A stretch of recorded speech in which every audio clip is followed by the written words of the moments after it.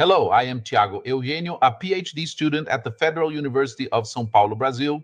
Today, I'm very happy to share this study, which I developed together with my co-authors Ana Lúcia Henneman and Dr. Denise de Micheli, who is also my PhD supervisor. What I'd like to show you today is a different way of looking at assessment data from digital learning environments.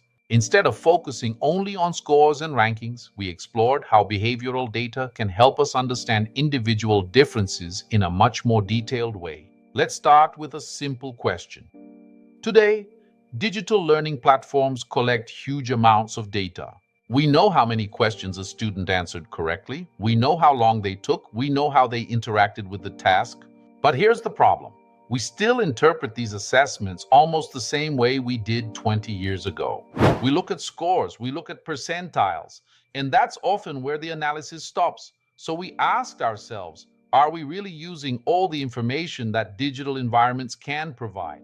Our main question was, can behavioral data help us identify performance patterns that traditional scores fail to capture? Could two students with very similar scores actually be performing in very different ways? That's what we wanted to investigate. To answer this question, we assessed 339 Brazilian children in the early stages of literacy development. The sample included children from early childhood education, grade 1 and grade 2. This was important because it allowed us to examine performance across different stages of reading acquisition. The children completed 7 digital phonological awareness games where the system recorded detailed behavioral information beyond just right and wrong answers.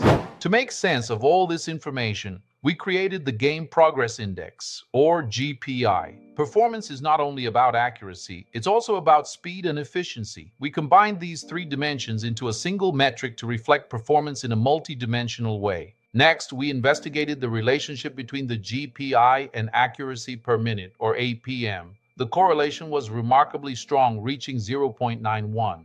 We then built a quadratic regression model that explained almost 92% of the variance in GPI scores.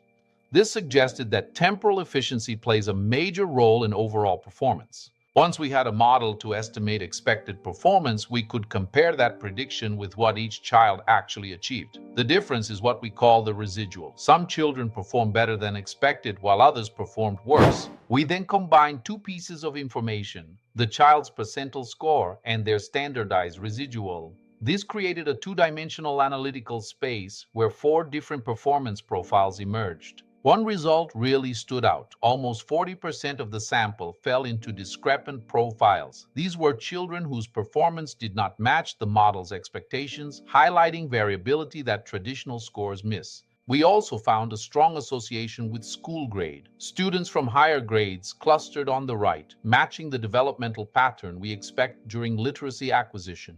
In conclusion, this approach helps us move toward more informative and process-oriented assessment systems. Thank you very much for your attention. I'd be happy to take any questions.